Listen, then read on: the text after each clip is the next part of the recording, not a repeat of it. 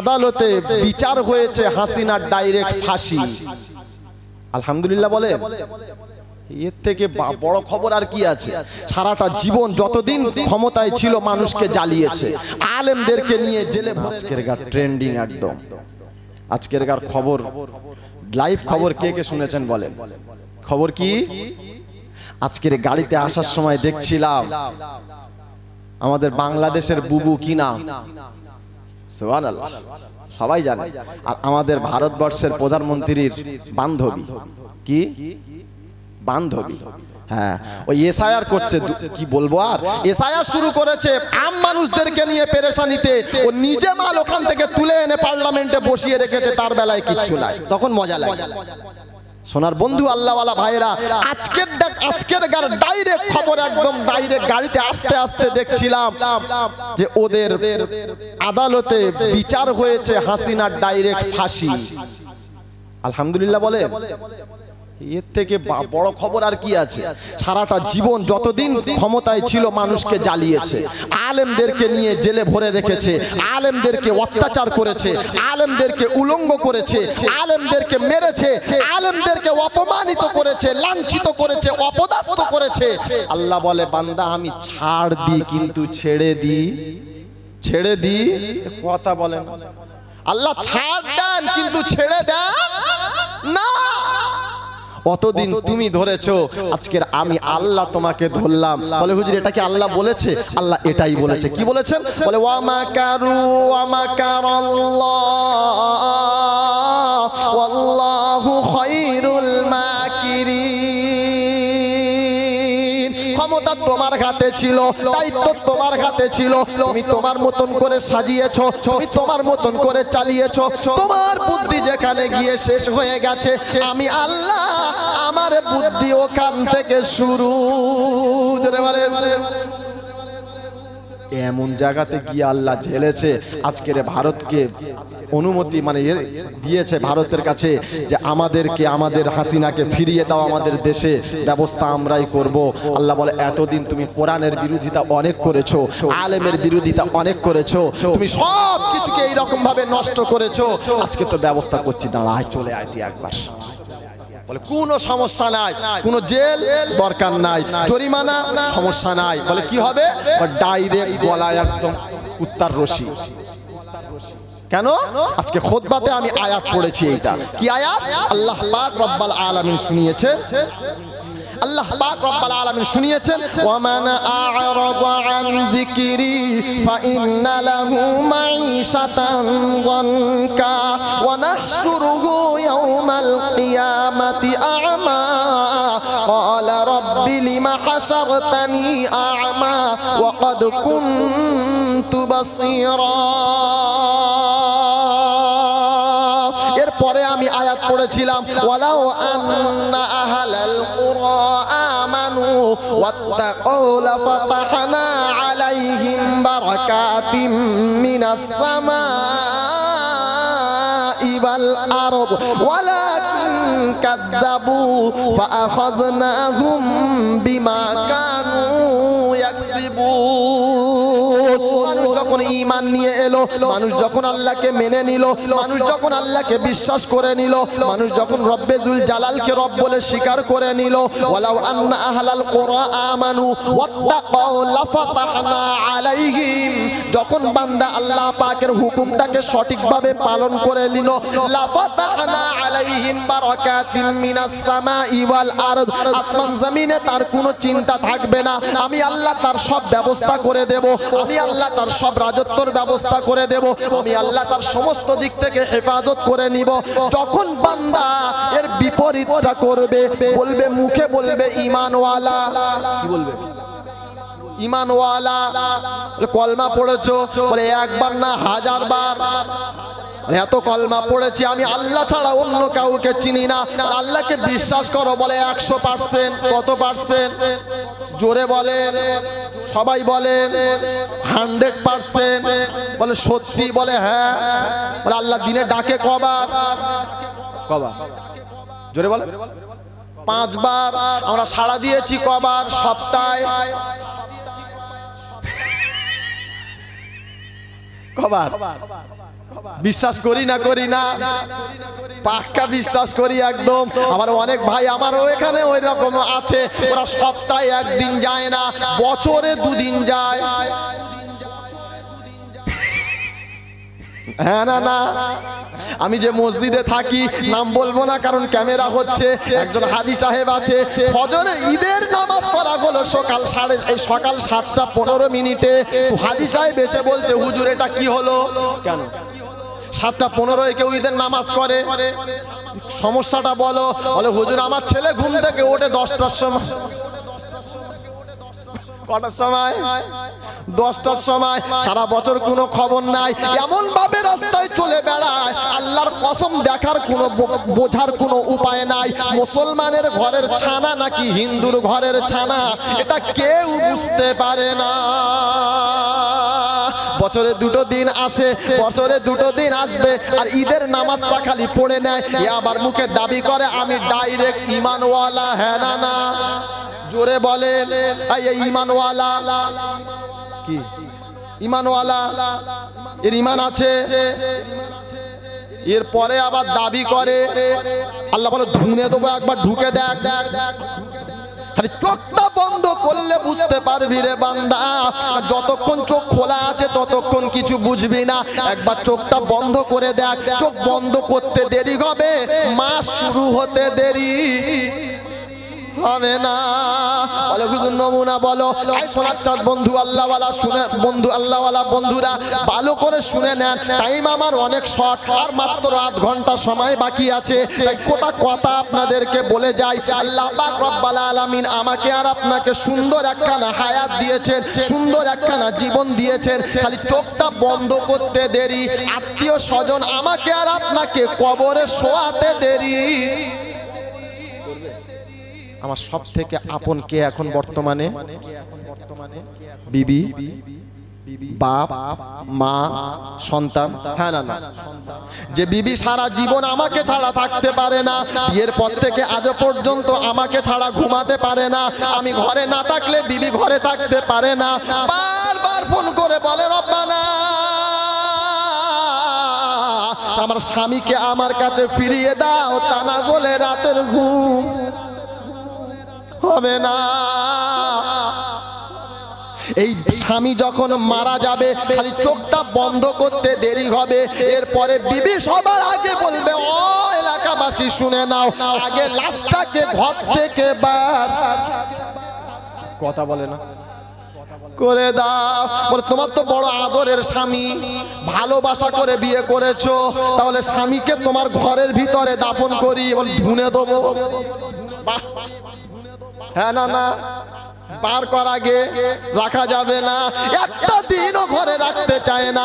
মানুষ মারা গেল একটা দিনও রাখতে চায় না, যতক্ষণ তার হায়াত ছিল ততক্ষণ তার দাম ছিল, চোখ বন্ধ হয়ে গেল আর কোনো দাম নাই। বাপের কাছে দাম নাই, মায়ের কাছে দাম নাই, বিবির কাছে দাম নাই, বাচ্চার কাছে দাম নাই, আর বাচ্চাদের কাছে তো একদম দাম নাই। বাপ মারা গেছে, বাচ্চারা চিন্তা করছে শালা যদি আমাদের জমি জায়গাটা লিখে দিয়ে যেত ভালো হতো। আমাদের এলাকায় আমার নিজের চোখে দেখা একজন বাপ একেবারে মৃত্যু সজ্জায়, মানে শেষ সময় ছেলেরা দেখি কাগজপত্র তৈরি করে নিয়ে স্ট্যাম্প পেপার নিয়ে গিয়ে খালি বাপের হাতটা ধরে খালি স্ট্যাম্প দিচ্ছে।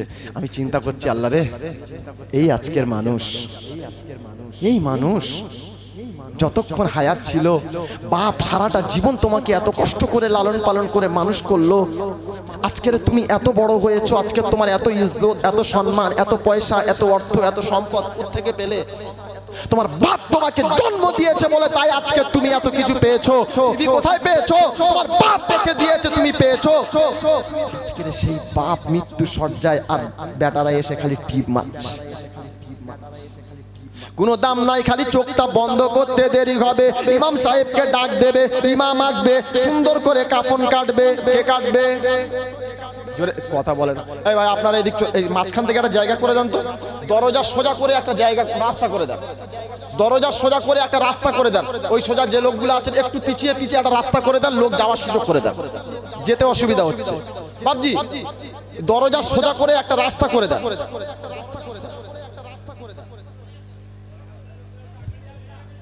আস্তে আস্তে কথা বল, কম বলে।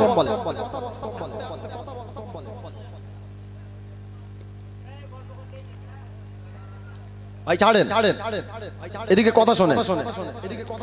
ইমাম সাহেবকে ডাক দিল, হুজুর কাফন কাটতে হবে। কি কাটতে হবে? জোরে বলেন। কাফন কাটতে হবে। যে বাপ সারা জীবন আমার কাপড়টাকে সুন্দর করে তৈরি করে দিল, আজকের শেষ কাপড়টা আমি বাপের জন্য কাটবো, এ ক্ষমতাও আমার নাই। কে কাটবে? ইমাম সাহেব। কে কাটবে? হাফেজ সাহেব। আচ্ছা, আমি আমার বাপের কাফন কাটলে আমার যেমন মনটা একেবারে কষ্টে, চোখে পানি চলে আসতো, ইমাম সাহেব কাটলে ওনার মনে কষ্ট হবে। বাপ কার? বাপ কার? আমার। তাহলে আমার বাপ মরেছে, আমার কোনো দায়িত্ব নাই, যত দায়িত্ব কার? ইমামের। জানাজা পড়াবে কে? ইমাম।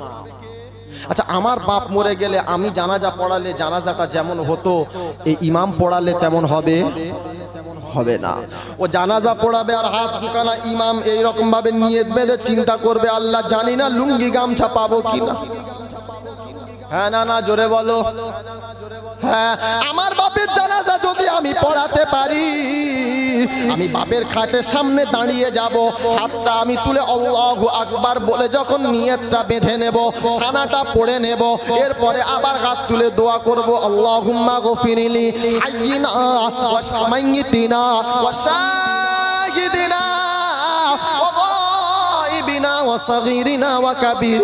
এদিক থেকে জবান থেকে আওয়াজ হবে, চোখ থেকে গরম পানিটা টস টস করে ঝরে যাবে, কলিজাটা ফেটে যাবে, কলিজাটা একেবারে ফেটে যাবে। জানাজা পড়াচ্ছে কার? জোরে বলেন। বাপের। আর বাপের জানাজা বেটা পড়াচ্ছে, কলিজাটা ভরে যাবে। আল্লাহ পাক ডাক দিয়ে মালাইকাকে বলে, মালাইকা দেখ, একবার তাকিয়ে দেখ। আল্লাহ মনে হয় দেখতে পায় না। আল্লাহ দেখতে পায় না। আল্লাহর পরে আল্লাহ মালাইকাদেরকে ডাক দিয়ে বলছে, মালাইকা দেখ। কি দেখতে পাচ্ছিস? বলে আল্লাহ বাপ মারা গেছে, বেটা বাপের জানাজা পড়াচ্ছে, কলিজা ফেটে যাচ্ছে, চোখ থেকে পানি ঝরে যাচ্ছে, বেটা জানাজা পড়াতে পারছে না, নামাজ পড়াতে পারছে না, বাচ্চা এই রকম ভাবে ডুকরে ডুকরে কাঁদছে। রব্বে জুল জালাল বলে, রে বান্দা শুনে নে, কান খুলে তোরা শুনে নে, বেটা যখন বাপের জন্য আমি আল্লাহ আমার কাছে দু ফোঁটা চোখের পানি ফেলে, আমি আল্লাহ আমার আরশটা তখন কেঁপে যায়। আমি আল্লাহ সহ্য করতে পারি না। বেটা হাত তুলবে, আমি আল্লাহ বাপকে ক্ষমা করব না। বেটা হাত তুলবে, বেটার দোয়া বাপের জন্য কবুল করব না। এটা কোনো দিন হতে পারে না। বাপ হাত তুলবে বেটার জন্য, আর আমি আল্লাহ কবুল করব না, এটা হতে পারে না। আয় মালাইকা তোরা সাক্ষী থাক, আজকের বেটার হাতের ওসিলা করে ও বেটার জীবনের গুনাহগুলো মাফ করে দিলাম, আর বাপের কবরটাকে জান্নাতের বাগান বানিয়ে দিলাম। আমরা পারি? পারি না। বাপের জানাজা পড়াবো সেটাও পারি না, বাপের গোসল দেব সেটাও আমরা জানি। এই নিজের গোসল কিরকম হয় সেটাও মনে হয় এখন অনেক মানুষ জানে না। বিবির সঙ্গে 40টা বৎসর কাটিয়ে দিল, 8টা 9টা বাচ্চার বাপ হয়ে গেল, আজও পর্যন্ত গোসলের ফরজ জানে না। এরকম মুসলমান আপনাদের এলাকায় নাই। সোনার বন্ধু, আল্লাহওয়ালা ভাইয়েরা, এরপরেও আমরা দাবি করি আমরা ইমানদার, ঘোড়ার আন্ডা। যদি বলেন হুজুর কেন, কোরআন খোলেন, ইমানদারের নমুনা। ইমানদার কে? আল্লাহ পাককে জিজ্ঞাসা করি, ওগো খোদা রব্বানা, ইমানদারের ঘরে জন্ম আমার, আমি ইমানদার, আমি ঈমান এনেছি, কলমা পড়েছি, আল্লাহ এখনো কি ইমানদার হতে পারলাম না। আল্লাহ বলে, বান্দা কোরআন খুলে দেখে নে হতে পেরেছিস কিনা। বলে কি বলেছে বলো? আল্লাহ পাক বলেন, আল মুমিনুনা ওয়াল মুমিনাত বা'দুহুম আউলিয়া يأمرون بالمعروف وينهون عن المنكر মুনকার ওয়া ইউকিমুনাস সালাতা ওয়া ইউতুনাজ যাকাতা ওয়া ইউতিউনাল্লাহা ওয়া রাসূলাহু উলাইকা সায়ারহামুহুমুল্লাহ ইন্নাল্লাহা আজিজুন হাকীম ওয়াদাল্লাহুল মুমিনিনা ওয়াল মুমিনাত জান্নাতিন তাজরি মিন তাহতিহাল আনহার খালিদিনা ফিহা ওয়া মাসাকিন তাইয়্যিবাতান ফি জান্নাতি আদন ওয়া রিদওয়ানুম মিনাল্লাহি আকবার যালিকা হুয়াল ফাওজুল আযীম। পারা নাম্বার 10 পৃষ্ঠা নাম্বার 17 লাইন নাম্বার 9 সূরার নাম সূরা তওবা আয়াত নাম্বার 71 71 72 73 নাম্বার আয়াত। আল্লাহ পাক রব্বুল আলামিন শুনিয়েছেন ওয়াল মুমিনুনা ওয়াল মুমিনাত। আয় বিশ্ব মানব তোমরা শুনে নাও, তুমি নিজে নিজে ভাবো আমি মুমিন, তুমি নিজে নিজে ভাবো আমি মুসলমান, তুমি নিজে নিজে ভাবো আমি ঈমানদার, তুমি নিজে নিজে ভাবো আমি আল্লাহর খাস বান্দা। তাহলে আমার আয়াতটাকে একবার লক্ষ্য করো, ওয়াল মুমিনুনা ওয়াল মুমিনাত বা'দুহুম আউলিয়া বা'দ। দুনিয়াতে মুমিন হলো তারা, দুনিয়াতে ঈমানদার হলো তারা, দুনিয়াতে মুসলমান হলো তারা, দুনিয়াতে ঈমানওয়ালা হলো তারা। একজন মুসলমান আর একজনকে দেখে বুকে বুকে আলিঙ্গন করে। যারা করতে পেরেছি আমরা, বলে হ্যাঁ, বলে কোথায়, বলে হুজুর প্রতি ঈদের দিনে যত মুসল্লি আসে সবার সঙ্গে বুকে বুকে আমরা আলিঙ্গন করি, করি না করি না? জোরে বলেন, জোরে বলেন। হ্যাঁ, বলে হুজুর তোমার বাপের সঙ্গে কি একবারও হয়েছে? লজ্জা লাগে, কি লাগে? কথা বলে না, বাপের সাথে আলিঙ্গন করতে লজ্জা লাগে। হ্যাঁ না না, বাপকে সালাম দিতে লজ্জা লাগে, মাকে সালাম দিতে লজ্জা লাগে, বিবিকে সালাম দিতে লজ্জা লাগে, বাচ্চাকে সালাম দিতে লজ্জা লাগে, আমার থেকে বয়সে ছোট যারা তাদেরকে সালাম দিতে লজ্জা লাগে, আমার থেকে বয়সে ছোট যারা তাদেরকে ভালো কথা বলতে আমার লজ্জা লাগে। বুঝে নিতে হবে আমি আবু জেহেলের বংশধর ছাড়া অন্য কিছু না, আবু তালিবের বংশধর হলাম আমি। আবু তালিব যখন সারাটা জীবন রসুলকে মোহাব্বত করেছিল, ভালোবেসেছিল, রসুলকে এত ভালোবেসেছিল, এত ভালোবেসেছিল, বারবার বলেছিল মুহাম্মদ যতক্ষণ আমার দেহে এক ফোঁটা রক্ত আছে একটাও চুলের আঁচড় তোমার গায়ে লাগতে দেব না। ভালো কম বেসেছিল, জোরে বলো। আমার নবীকে দুনিয়ার জমিনে সবথেকে বেশি ভালোবেসেছিল আবু তালিব। সোনার বন্ধু আল্লাহওয়ালা ভাইরা, আবু তালেব যখন মারা যাচ্ছিল বারবার দয়ার নবী মায়ার নবী এসে বলছিলেন চাচা যান আমার কানে কানে একবার কলমাটা পড়ে নেন, আমি নবী ওয়াদা করলাম, কথা দিলাম আপনাকে না নিয়ে জান্নাতে যাব না। চাচা সেদিন কি বলেছিল?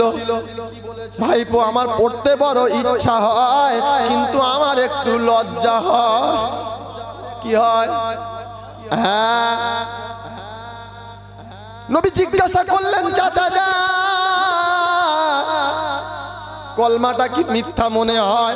বলে না রে ভাতিজা না, আসমান যতটা সত্য, সূর্য যতটা সত্য, চন্দ্র যতটা সত্য, তোর কলমাটাও ততটা সত্য।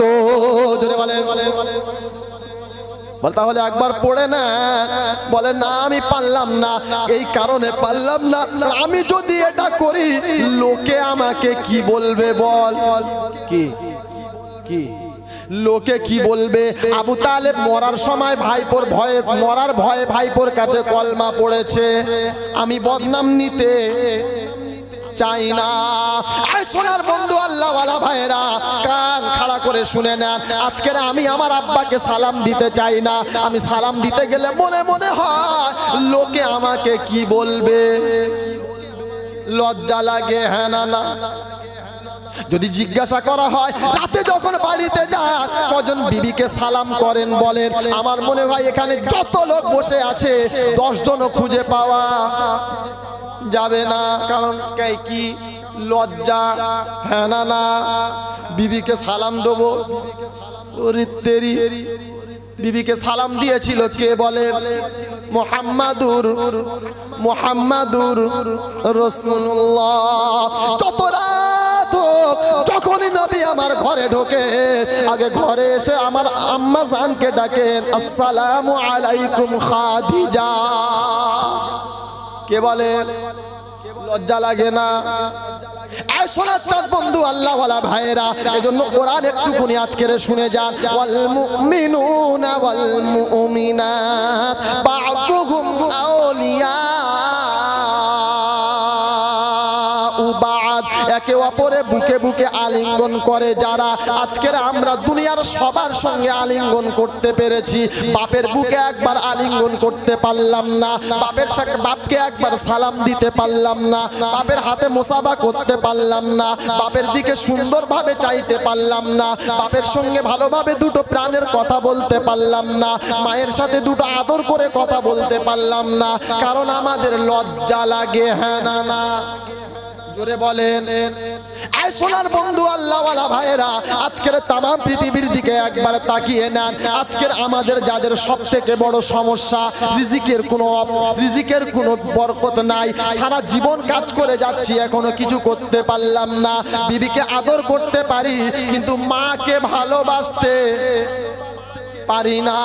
বাপ্পা যদি আবার বুড়ো হয়ে যায়, আমার অনেক যুবক ভাই এখানে আছে, এরা বলে সব ঠিক আছে, বাপ বুড়ো হয়ে গেছে, এত কাশি কাশি আর সহ্য হয় না। বিবি বলেছে, শোনো প্রাণের স্বামী, তোমার বাপের আর মায়ের কাশি আমার আর সহ্য হয় না, যাও ব্যবস্থা করে দাও। বলে আব্বা চলো বৃদ্ধাশ্রমে রেখে আসি। হ্যাঁ না না, আপনাদের এলাকায় নাই। আর সোনার বন্ধু আল্লাহ ওয়ালা ভাইরা, যুবকরা কান খাড়া করে শুনে নাও, যারা এইরকম পিতা মাতার সাথে ব্যবহার করেছে, আরে আল্লাহর নবী সাল্লাল্লাহু আলাইহি ওয়াসাল্লাম বলেন, উম্মতেরে পিতাকে গিয়ে একবার সালাম কর, নজরটা নজরের সঙ্গে মেলা, মুচকি একটা হাসি খালি দিয়ে দিবি। আল্লাহর নবী বলেন, নফল উমরা হজের সওয়াব তোর আমলনামাতে লেখা হয়। টাকা খরচা করে হজে যাও, কবুল হয় কি বলতে পারবো না। পিতার মুখের দিকে তাকিয়ে যদি একবার হেসে দিতে পারিস রে ভাই, জীবন ধন্য হয়ে গেল। আজকের তামাম পৃথিবীর মানুষ জান্নাত খোঁজার জন্য বাইরে যায়। কে যাচ্ছে আজমির, কে যাচ্ছে কাশ্মীর, কে যাচ্ছে বাগদাদ, কে যাচ্ছে মদিনা, কে যাচ্ছে মক্কা, দুনিয়ার জায়গাতে চলে যাচ্ছে।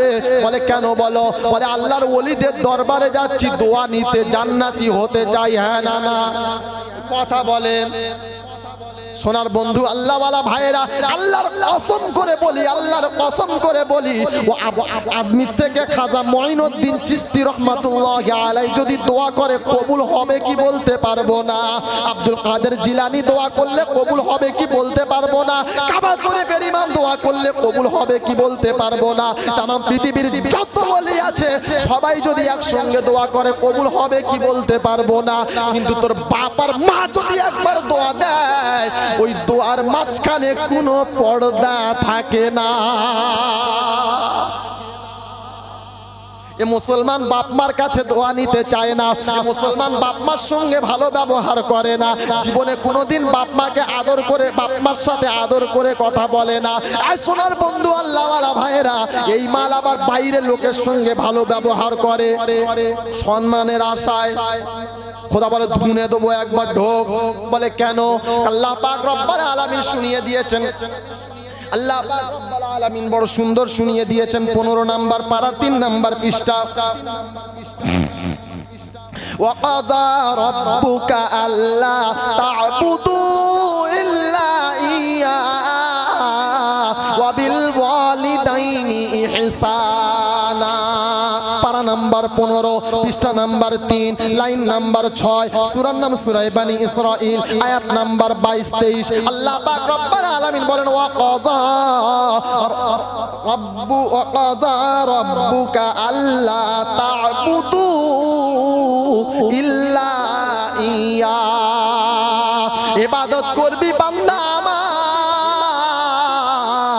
কার কার সবাই বলেন আল্লাহ। ইবাদত একজনের হবে, তিনি হলেন, সবাই বলেন, তিনি হলেন আল্লাহ। সাজদা করলে একজনের কদমে সাজদা হবে, তিনি হলেন। শুকরিয়া আদায় করলে একজনের হবে, তিনি হলেন আল্লাহ। আল্লাহ পাক বলেন ওয়া কাযা রাব্বুকা আল্লা তা'বুদু ইল্লা ইয়া। বান্দা ইবাদত করলে আমার করবি, আর কারুর করবি না। আর খেদমত করলে বাপ মার করবি, আর কার করবি দেখব না। ইবাদত কার হবে? কথা বলে না।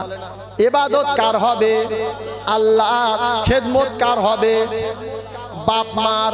করি ইনশাআল্লাহ। বলে হুজুর এটা বলা যাবে না, কি করি না করি আমার বাপ আর মা জানে, আর আমি জানি।